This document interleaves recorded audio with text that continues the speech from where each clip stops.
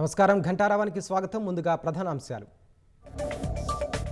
సార్వత్రిక ఎన్నికల తొలిదశ పోలింగ్కు సర్వం సిద్ధం. రేపు 17 రాష్ట్రాలు 4 కేంద్రపాలిత ప్రాంతాల్లో పోలింగ్.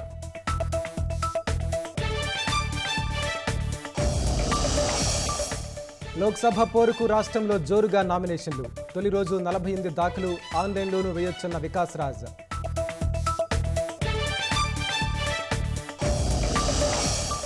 నోటిఫికేషన్తో రాష్ట్రంలో ఉధృతమైన ప్రచారం. విమర్శలు ప్రతివిమర్శలతో హోరెత్తిస్తున్న పార్టీలు.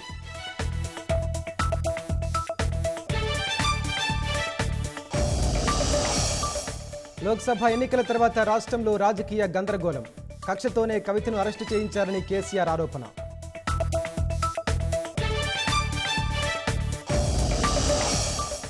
వంద శాతం వీవీప్యాట్ల లెక్కింపుపై సుప్రీంకోర్టు తీర్పు రిజర్వు. పారదర్శకతపై ఆందోళనకు తావివ్వకూడదని వ్యాఖ్య.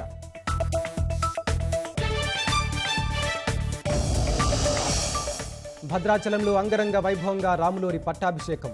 రాజాదిరాజుగా సాక్షాత్కరిస్తూ భక్తులకు అభయ ప్రదానం.